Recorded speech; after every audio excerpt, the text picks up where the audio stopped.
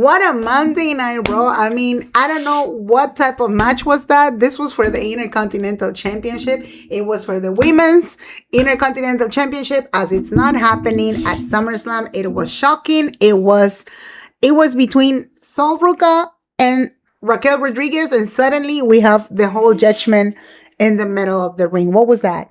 Well, we have a new Women's Intercontinental Champion, Raquel Rodriguez, winning the title for the first time. She's been going for a few weeks, going against the title, never won it, always interruptions, always loses the title, always the match, not the title. But today, finally, she gets a shot, gets the win. Of course, interruption by Liv Morgan. Io Sky got interrupted too. But at the end, referee got distracted.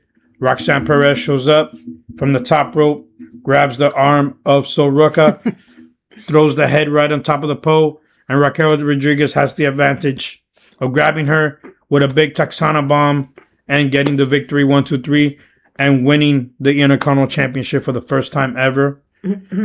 Big girl, 6 feet tall.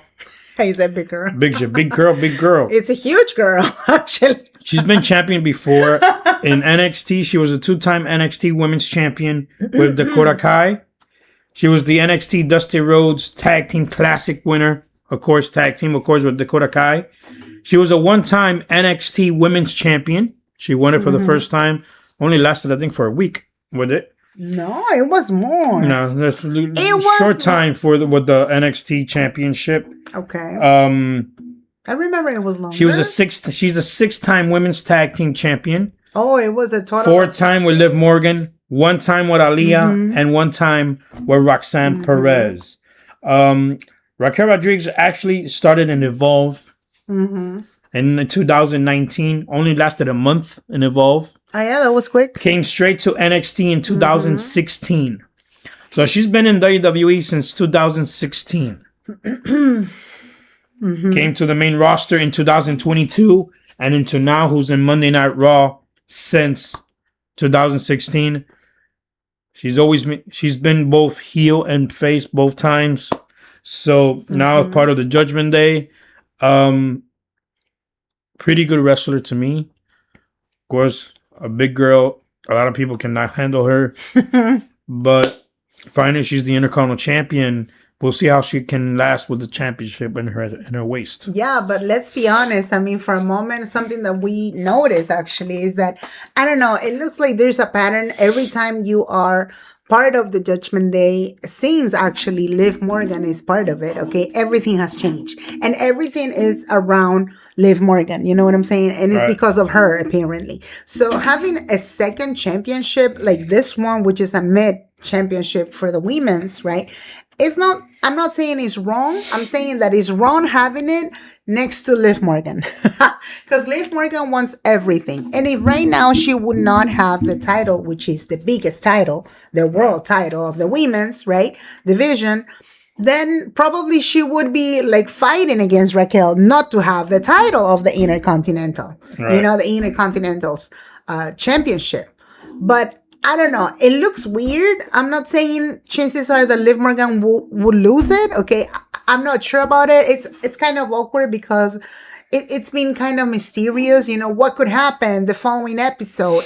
Because Roxanne Perez, she's the only one that right now, she's going to be in the limbo completely, being a woman in the Judgment Day. She has no title, no nothing. I don't think not even the title of the Speed Championship can be counted, or maybe for that she could apply or do something about it. I don't think there's no other title, because right now for the Tag Team Championship, I doubt it. I don't think there's a space for them. They should, I don't know. It doesn't fit. You know what I'm saying? But it was a huge reaction when we were doing the watch-alongs, okay?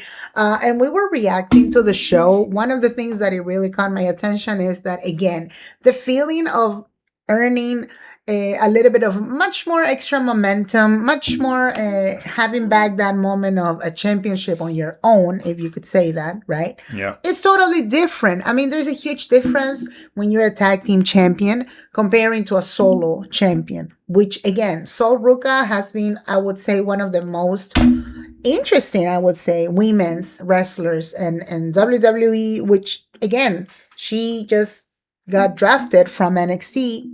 Now it's a new chapter and everything. She started pretty pretty damn well, you know. Yeah. Having a title already, the Intercontinental Championship, that is not any type of title either. I mean, but according to the fans, apparently there has been so many botches, the way they call it, and all the stuff. So it looks like now Sol Ruca is done. She did not pass the third month. Okay, I was checking in the media, and it was a total of 57 days total. So, you know, if you pass the month, the 30 days, it's huge already. You know, it's a huge accomplishment either way. Yeah. But a lot of people, I understand that they were probably expecting to see Sol Ruca a little bit more, and specifically at SummerSlam. And one of the things that I noticed also, we found it in the media, even in the house shows, Bailey was part of a match. She interrupted Lyra Valkyria versus Sol Ruca. I don't know if it was for the title or not, but they were saying we need to have this match at SummerSlam, you know, do it a triple threat or whatever it is. But now it's confirmed that we're having only 12 matches. So forget about the IC title. That's the reason probably they decided to do, you know, a huge change, right? Tonight, huge surprise. But anywho, you can let us know in the comment section. Do you like the idea of having Raquel Rodriguez now as a IC Women's Champion? Because this is huge. Last time we saw her with a solo championship, it was only on NXT. So anywho, do not forget to like this video for much more videos.